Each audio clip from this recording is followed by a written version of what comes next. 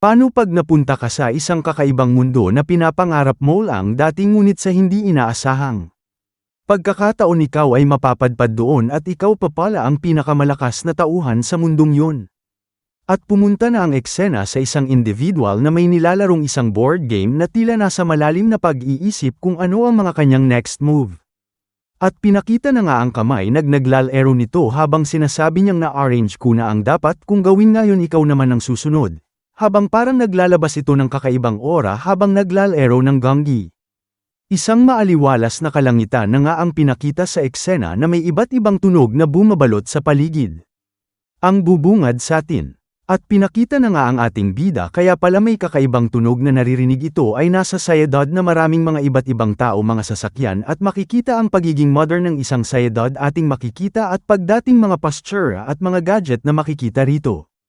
Kaya naman natutok sa cellphone ang ating bida na may binabasa at sinusubaybayan nga itong isang kwento at hindi niya pinapairal ang kanyang kamalayan sa paligid at focus lang ito sa kanyang binabasa, at may nakita nga itong gusto niyang basahin kaya nasabi nga din niyang bibilhin ko ito. Biglang tumunog ang kayang cellphone, nagulat ito at di niya inaasahang tatawagan siya ng kanyang boss sa trabaho. Ika nga niya, papunta na po ako boss, nasa daan na po ko, samgagot nga ang kausap niya sa telepono. Sige bilasan mo, anong oras na nakalimutan mo yatang may napag-usapan tayong oras ng pagpasok. At pinakita din sa eksena dito na nakago ang pedestrian traffic light. Dali-dali naman itong humakbang sa pedestrian line para makatawid dahil nagmamadali na nga ito sa pagpasok ngunit Biglang nagpula nga ang traffic sign, napalingon nga bigla ang ating bida natapos na pala ang counting ng go ng traffic sign ngunit nasa gitna na nga ang ating bida at merong malakas na basina kaya pala ito napalingon ng biglaan kung saan niya ito naririnig. Di na nga nakareact ng maayos ang ating bida dahil sa mabilis na pangyayari na bangga na nga ito ng isang malaking truck. Marami na ngang dugo ang makikita sa daanan at mga taong nag-uusap-usap at nagsisigawan sa gilid habang nakita nila ang pangyayari. Makikita naman natin na naghiyo-hinggulo na ang ating bida at nasabi na lang sa kanyang sarili na dito na ba matatapos ang lahat, na may paghihinayang. Nasabi pa nga niya, ganito ba talaga pag namamatay na, ano-ano na ang nakikita kong iba't ibang bagay ngaon para akong lumulutang sa isang lugar na di malinaw sakin kung nasan ako. Mapapansin nga natin na nasa malaking board game siya na tila isa siyang pyesa doon. Habang may naririnig siyang nagsasalita sa kanya ngunit di malinaw sa kanya at nararamdaman niyang isang maligamgam na aura ang bumabalot sa kanyang katawan. At isa nga siyang pyesa dito sa laro at hahawakan na nga siya ng isang kamay na misteryo sa atin kung sino ito. Napapikit na nga ng tuluyan ang ating bida ngunit nangiti ito at sabi niya, ang sarap sa pakiramdam ko, yung pakiramdam na parang buhay pa ko. May bumulusok nga na isang bagay sa isang kakaibang lugar na tila napapadpad dito sa ibang mundo. Pinakita na nga dito ang isang character na may mahabang buhok na tila natutulog. At bigla nga itong nagising na may pagkagulat sa mga nangyayari sa paligid. Tila nagsasalita nga ito na sabi niya, ano tong nararamdaman ko, bakit hindi pa ako patay at ano itong kasuotan na ito? Mapapansin natin ang lalaking gumising ngayon lang ito pala ang ating bida na nagising sa kakaibang mundo at napunta sa isang katawan ng isang individual na gugulat sa mundo na kanyang napuntahan. At hinawakan na din niya ang kanyang mukha na sabi niya, sino hindi ito ang aking mukha? Nalubusang nagatataka at gulat pa din sa nangyayari. Makikita na nga natin ang kabuuhan NGL ikod ng ating bida na talagang kakaiba ang kasuotan at iba din ang kanyang postura. Sa eksena nga ito ay hirap pa rin ang ating bida na ay absorb lahat ng nangyayari sa kanya ngayon, biglang-bigla pa rin siya sa mga nangyayari. Nag-pop up nga ang isang window notification sa kanyang harapan at ito'y nagulat, ito pala ang sistema. Sa kanyang pagkagulat, daming pumapasok sa isip ng ating bida na di pa niya alam paano masasagot lahat nito ngunit napangiti nga ang ating bida na mukhang may naalala ang nasa isip pala niya ay parang isang storya na nababasa niya lang sa isang website na nitong nakaraan lang bago siya pumanaw ay ito ang kanyang huhumalingan niya. Nag-pop up pa nga sa screen na binabati ang system ang ating bida na matagumpay na na-transfer sa ibang mundo at labis ngang kinatuwa ng ating bida. Habang pinagmamasdan nga ng ating bida ang system na nag-pop up sa kanyang harapan ay nasabi nga din niya ang kanyang kaalaman sa mga nababasa sa web novel ay hindi ito nasayang at dagdag pa nito itong mundo na kinabibilangan niya ngaon ay hindi masasayang ang kanyang pagpunta dito kasi kanyang i-co-conquer itong mundo na ito habang tuwang-tuwa pera nito.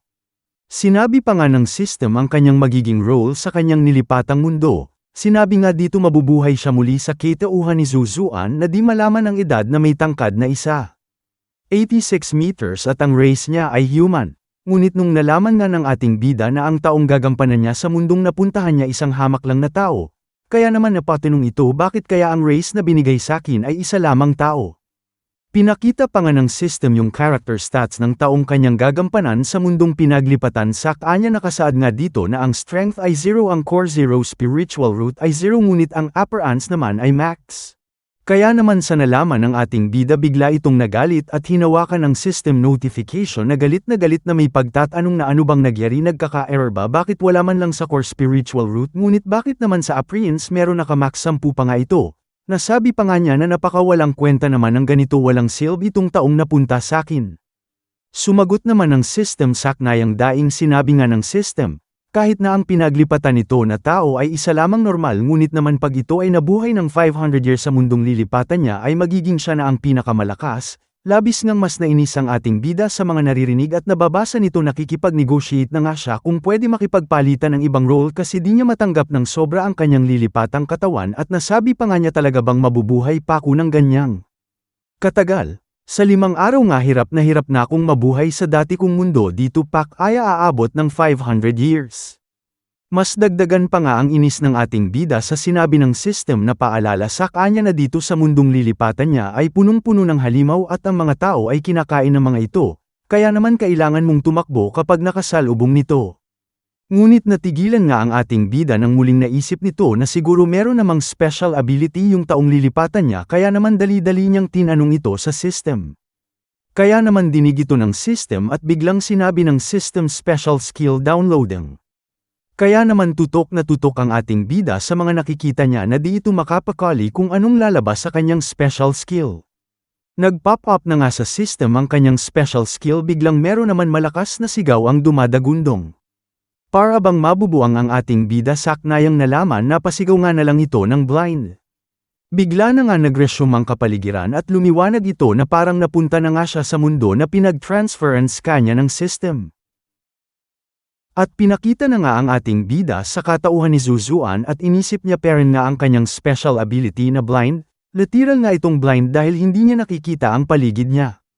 Nagpatuloy nga sa paglalakad ang ating bida ngunit hirap na hirap nga ito dahil nga sa kanyang kapansanan hindi special ability disability pala. Pinakita na nga ang buong itsura ng ating bida at dito nga talagang mako-compare natin na nakamax nga ang appearance niya dahil di naman natin maitatanggi na napakagandang lalaki ito. At inisip nga ng ating bida na pinag-try-tripan lang siya ng system. Kaya naman ano-ano na naman ang kanyang pinag-iisip at pumapasok sa kanyang utak na baka daw pinag-try-tripan siya at sinusubukan lang ang kanyang pasensya. Kaya naman lakas loob at napasigaw nga ito na di daw siya magpapatalo sa ginagawa sa kanya ng system at ipapakita nga daw ng ating bida na gaano siya katatag. Lumipas na nga ang ilang oras pagkatapos ng sigaw ng ating bida. Pinakita pa nga dito sa eksena na may ibon na nakapaswit sa kanyang kasintahan at bigla na lang. Nagulat mga ito dahil may sumigaw. Pinakita na nga ang ating bida sa eksenang nakahadusay na may malaking bukol at pagod na sobrang galit na galit nga ito sa mga nangyayari kasi sobrang gutom na nga rin ito. Dahil sobrang hirap na nga siyang maglakad dahil wala pa nga itong makita. At habang pinipilit ng ating bida na tumayo ay bigla niyang nookan ng isang patpat at nagtaka at napaisip.